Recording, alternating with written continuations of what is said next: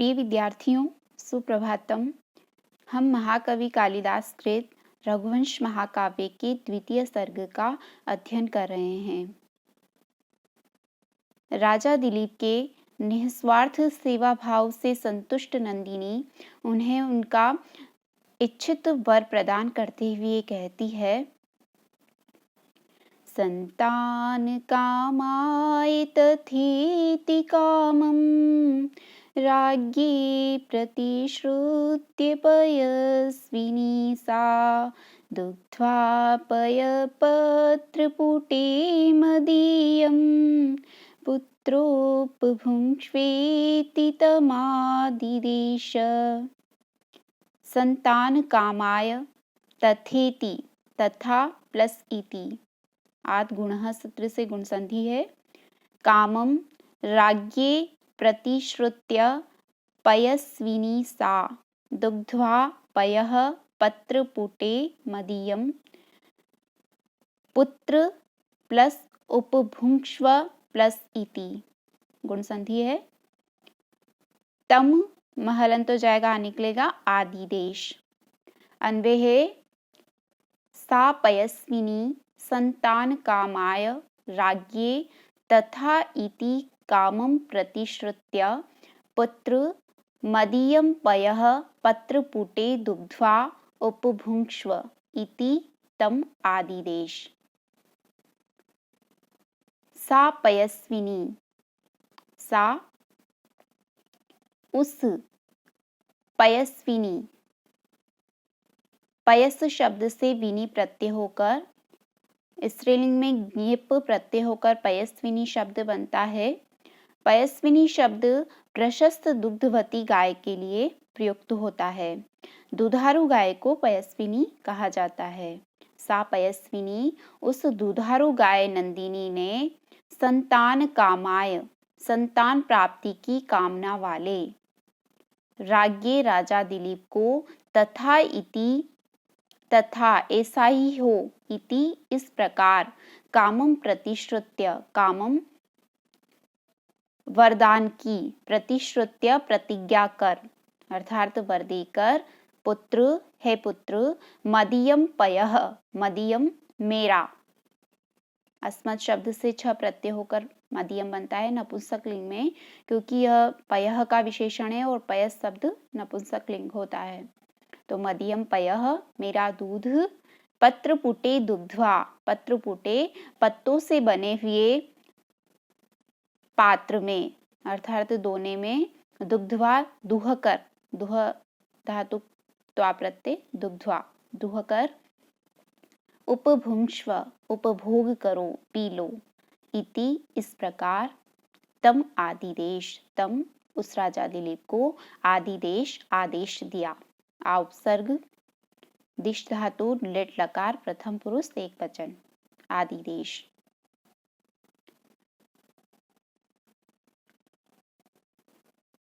एक बार फिर से अर्थ करते हैं। सा पयस्विनी, उस दुग्धवती गाय नंदिनी ने संतान कामाय, संतान प्राप्ति की अभिलाषा वाले राज्ञे राजा दिलीप को, तथा ऐसा ही हो, इति इस प्रकार, कामम प्रतिश्रुत्य वर देकर, पुत्र है पुत्र, मदीयम पयः, मेरा दूध, पत्रपुटे दुग्ध्वा, पत्तों से बने दोने में, दुग्ध्वा दुहकर, उपभुङ्क्ष्व पी लो, इति ऐसा तम आदिदेश, उस राजा दिलीप को आदेश दिया। यहाँ पकार, सकार, तकार इत्यादि वर्णों की आवृत्ति होने से अनुप्रास अलंकार का प्रयोग हुआ है और प्रस्तुत पद्य इंद्र वज्रा छंद में निर्मित है, जिसका लक्षण होता है स्यादिंद्र वज्रा यदि तौ जगौ गः।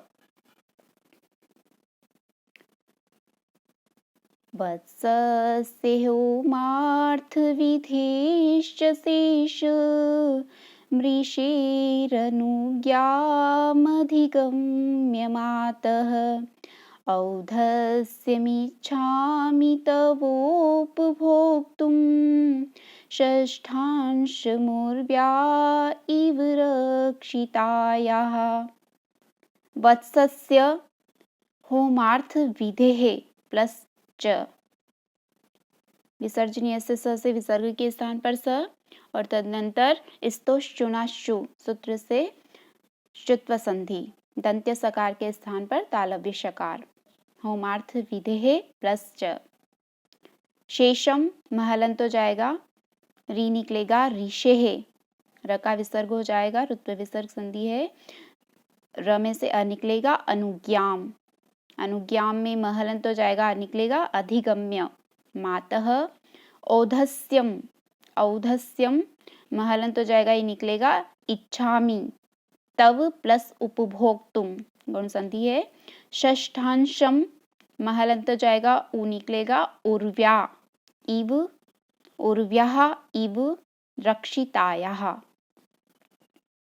अन्वेहे मातः ऋषेः अनुज्ञाम अधिगम्य वत्सस्य होमार्थ विधेः च शेषम तव औधस्यम रक्षितायाः उर्व्याः षष्ठांशम इव उपभोक्तुम इच्छामि। मातः हे माँ, महाराज दिलीप नंदिनी गाय से कहते हैं, मातः हे माँ, वत्स ऋषेः अनुज्ञाम अधिगम्य, ऋषेः ऋषि की, महर्षि वशिष्ठ की अनुज्ञाम आज्ञा अधिगम्य पाकर प्राप्त कर, अधि उपसर्ग गम धातु ल्यप प्रत्यय अधिगम्य, अधिगम्य यानी पाकर, अपने गुरु महर्षि वशिष्ठ की आज्ञा पाकर वत्सस्य होमार्थ विधेः च शेषम तव औधस्यम उपभोक्तुम इच्छामि। तव औधस्यम, तव तुम्हारा, औधस्यम दूध, औधस्य या औधस्य का अर्थ होता है दूध, तुम्हारा दूध, उपभोक्तुम इच्छामि, उपभोक्तुम उपभोग करना, पीना, इच्छामि चाहता हूँ। हे माँ, अपने गुरु की आज्ञा प्राप्त करके तुम्हारा दूध पीना चाहता हूँ। वत्सस्य होमार्थ विधेश्च शेषम, वत्सस्य, वत्स यानी बछड़ा, बछड़े के, होमार्थ विधेः च शेषम और हवनादि रूप प्रयोजनों के अनुष्ठान के बाद शेषम शेष बचे हुए, तव औधस्यम तुम्हारे दूध को उपभोक्तुम इच्छामि पीना चाहता हूँ। किसकी तरह पीना चाहता हूँ? रक्षितायाः उर्व्याः षष्ठांशम इव, रक्षितायाः रक्षा की गई, पालन की गई, उर्व्याः उर्वी यानी पृथ्वी, पृथ्वी के, षष्ठांशम इव षष्ठांश छठे भाग के समान, पालन की गई पृथ्वी के छठे भाग की तरह, तव औधस्यम तुम्हारे दूध को उपभोक्तुम इच्छामि पीना चाहता हूँ।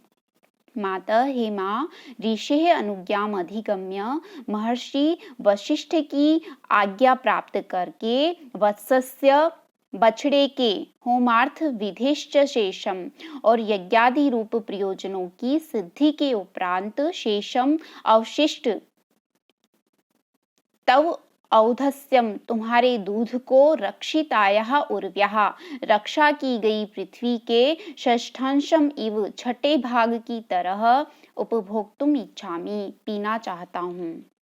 राजा अपने राज्य की भूमि की रक्षा करता है, उसके बदले वह अपनी प्रजा से उपज का छठा अंश कर रूप में ग्रहण करता है। यहाँ नंदिनी गोधरती है और उसका दूध उसकी उपज है, इसलिए महाराज दिलीप कहते हैं कि तव औधस्यम कि तुम्हारे दूध को, रक्षितायाः उर्व्याः रक्षा की गई पृथ्वी के, षष्ठांशम छठे अंश की तरह, छठे भाग की तरह, उपभोक्तुम इच्छामि पीना चाहता हूँ। नंदिनी से अपना मनोवांछित वर प्राप्त करने के पश्चात भी राजा दिलीप शिष्टाचार और मर्यादा को नहीं भूलते हैं। गौ माता के दूध पर प्रथम अधिकार उसके बछड़े का होता है, अतः बछड़े के दुग्ध पान के उपरांत महर्षि वशिष्ठ के यज्ञादि कार्यों की सिद्धि हो जाने पर अवशिष्ट रहे दूध को वह अपने गुरु की आज्ञा प्राप्त करके पीना चाहता है। इस प्रकार यहाँ राजा दिलीप का अपने गुरु के प्रति परम श्रद्धा भाव अभिव्यक्त हुआ है।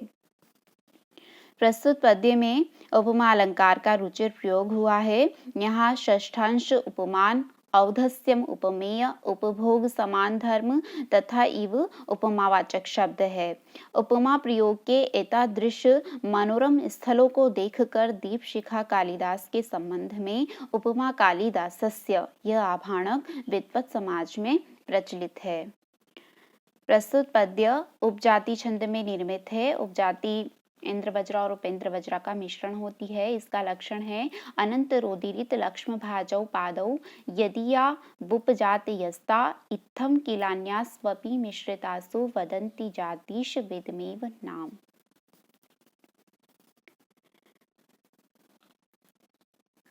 इत्थम क्षितिशेन वसिष्ठधेनुर् विज्ञापिता प्रीततरा बभूव तदन्विता हेमवताच्च कुक्षे प्रत्याययावाश्रमश्रमेण। इत्थम क्षितिशेन वसिष्ठधेनुः र का विसर्ग हो जाएगा। विज्ञापिता प्रीततरा बभूव तदन्विता हेमवतात प्लस च इस तो शुनाशु से शुत्व संधि है, तकार के स्थान पर चकार। कुक्षे प्रत्याययौ प्लस आश्रमम महलंत हो जाएगा और निकलेगा अश्रमेण।